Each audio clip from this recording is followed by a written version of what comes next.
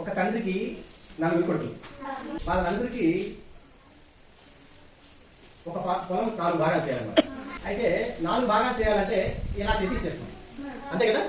ఇది 1వ కొడుకు, ఇది 2వ కొడుకు, ఇది 3వ కొడుకు, ఇది 4వ కొడుకు వస్తాం కదా. అయితే ఈ భూమి పంచక ముందే ఈ ఒక భాగం ముందు చూసారా, ఈ భాగం ఏమో ఎవరికో అమ్మేశాడు వాళ్ళ నాన్న. వాళ్ళ నాన్న ఏం చేశాడు, అమ్మేశాడు. ఈ భాగం ఎగ్జాక్ట్ గా ఇందులో ఒక స్క్వేర్ పాట అమ్మేశాడు. ఇప్పుడు ఎన్ని భాగాలు ఉన్నాయి, 3 ఉన్నాయి, అవునా. ఎన్ని ఉన్నాయి, అయితే ఈ 3 భాగాలు 4 కొడుకులకి సమానంగా ఎలా పంచుతారు.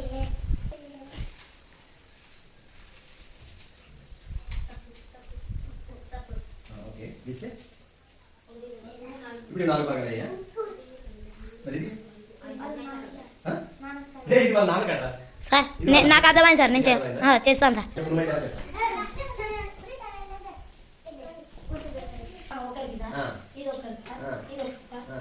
ఒకటి 2 3 ఇదంతా ఒకటే. అప్పుడు వీళ్ళిద్దరికి ఒకేలా వచ్చింది, వీటిది సమానంగా ఉంది. కానీ వీళ్ళిద్దరికి సమానంగా ఉందా, వీళ్ళలాగే వచ్చిందా, వచ్చిందా అంటే నువ్వు చేసిన అయితే నాకు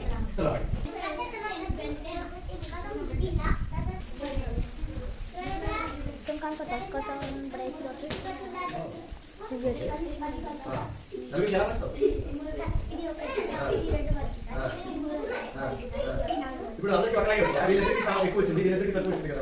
సమానంగా ఎట్లా వస్తుందా, వచ్చిందా.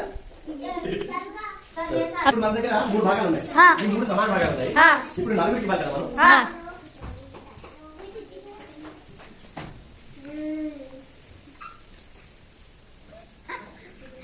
చూడండి ఎన్ని భాగాలు ఎక్కడుంది, 1 2 3 4 5 6 7 8 9 10 11 12 పార్ట్స్ ఉన్నాయి ఇక్కడ.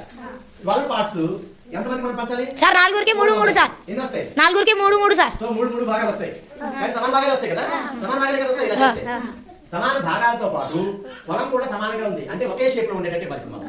ఒకే షేప్ లో అంటే వీటికి స్క్వేర్ వచ్చిందంటే వీటికి స్క్వేర్ రావాలి, వీటికి రెక్టాంగిల్ వచ్చిందంటే వీటికి రెక్టాంగిల్ రావాలి. అలా మనం పంచాలి.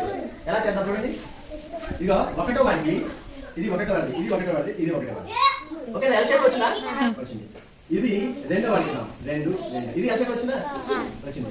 ఇది 3 3 3 3. ఇంకెవరు 4వ వాడు చూడండి, 4 4 4. సో అందరికి ఎల్ షేప్ వచ్చిందా, వచ్చిందా.